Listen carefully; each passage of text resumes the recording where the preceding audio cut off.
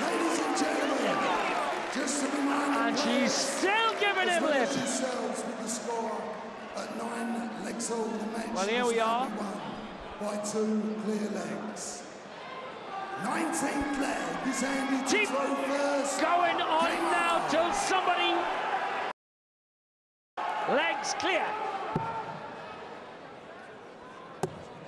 Well, Sid, back there in the 6th or the 7th leg, you would have probably got 1,000,000 to 1 on a tiebreaker. When Jenkins was 6-0 up and had a dart to win the 7th leg, it looked all over bar the fat lady getting a taxi home. But now, who is going to have the early taxi? It might just be Jenkins. It might just be because there's no doubt at all that he cannot buy a 60. Cannot buy it in the opening 6 legs. His adjustment to the 6 is going to a bundle of 140s there. He had 740s in the first 8 legs at Jenks. Looked like walking the match. But Warriner has had the close control on the barrel of the tungsten to the 60. What a turn in your first maximum! First one he has achieved. That's how he did. Only just held on in there, but at a critical moment in this match. Just coming in. Warriner was 6-0 down when it was a race to 10.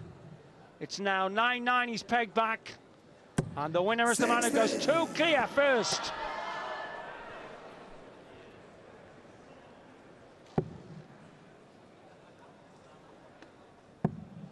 Jenkins on a possible 14 darter. 57. But you can guarantee nothing with this high humidity. And SBS, slippery barrel syndrome. 32. Missing too many doubles now, Jenkins, again, isn't he? He's had a dart to win the match, remember? And the 16th leg. Real pressure coming from Warriner here, and Andrew Jenkins knows now that he really has got to hit this double 16. Warriner on a 2 darter to go ahead. Oh no, Jenks takes the 16s, allows himself a little pale sneer. Congratulations. Game on. So Jenks takes this leg. He's won the match. 95. Now can Andrew Jenkins produce one final burst here? That's a good starter. 137.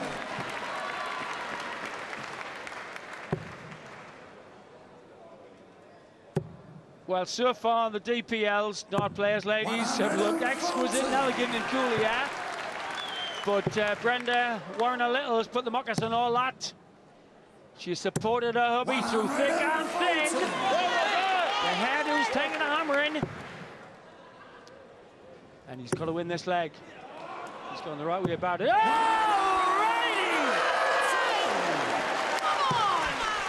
It's his 5th 180, just when he had to. 140. But he's got to finish now, Warriner, because Jenkins has put the pressure on. 86 the shot. 18.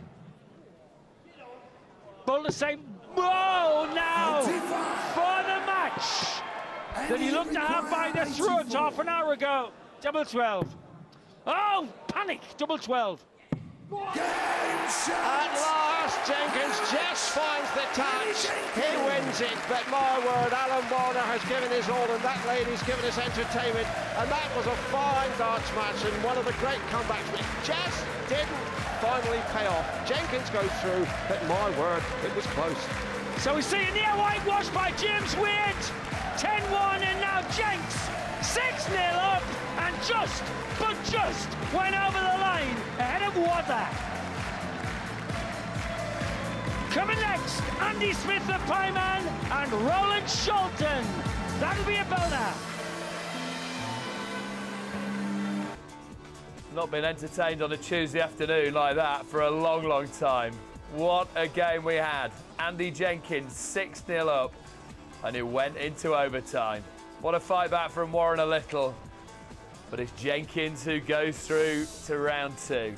Confirmation what's happened so far. James Wade almost whitewashing Dennis Ovens. Confirmation of that Jenkins victory over Alan Warriner-Little. Still to come, Roland Schultz and Andy Smith, Mark Walsh, Dave Askew. Evening session, 7 o'clock, Sky Sports 1, Ronnie Baxter, Dennis Smith. And then quarterfinals places up for grabs with Andy Hamilton against Adrian Lewis and Phil Taylor against John Parr, headlining the evening session.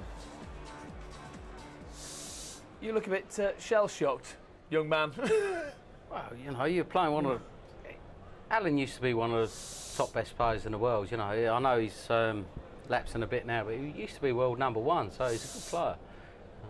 But 6-0 up, you must have been thinking this is easy, weren't you? Yeah, well, yeah, I kept thinking about Wadey, you know. I mean, Wadey was same as, and I thought, slow down, James, you know what I mean? Let me have was that right? Because that game went so quickly before, it didn't quite have time for you to get prepared properly. Yeah, me and Alan was sat in the back and thought, you know, we're going to be on in about half an hour. Normally you're waiting an hour and a half time, and it just went one of them games, you know. And, you know, Wadey's been playing well, and Wadey's a dangerous player this week. Warriner took out that 1-5-2, and that just seemed to lift him.